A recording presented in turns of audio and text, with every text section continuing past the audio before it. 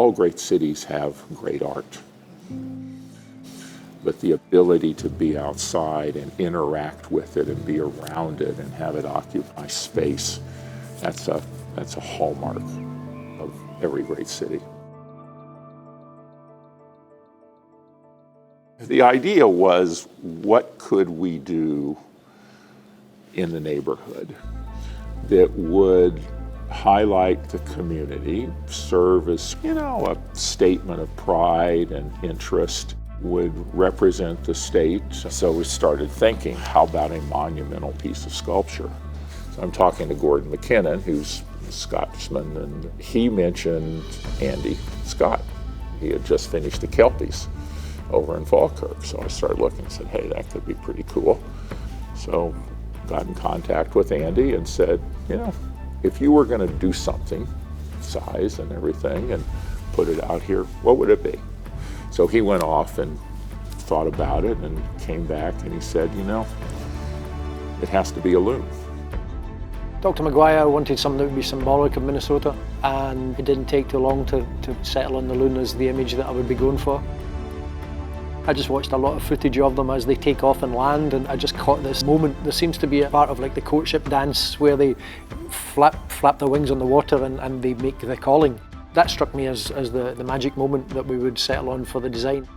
And then I made a small scale version of the loon, which is, when I say small scale, it's 30 feet by 10 feet, which is still quite a big sculpture. But knowing that we were going to have to enlarge it, I wanted to make the maquette as big as possible so that it would minimise any chance of error in translation as it was developed to the full size.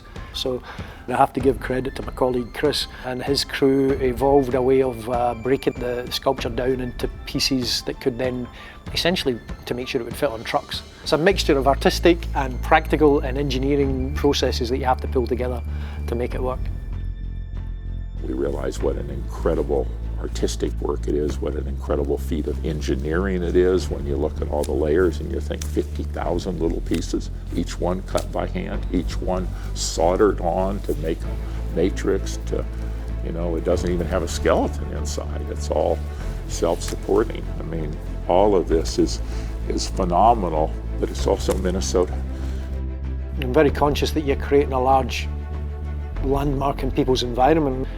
I think the easiest way to sum it up is it's not for me, it's for them, it's for you, it's for these people. But I actually quite revel in the fact that I'm making objects which people can recognise and relate to straight away.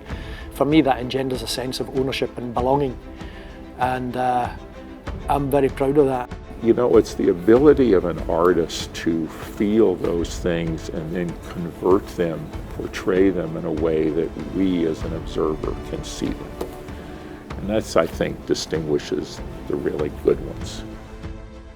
It's a tremendous honour to be asked to do these things, it really is. It's a very humbling experience to be able to come up with something with your own hands that ends up being such a proud part of a community.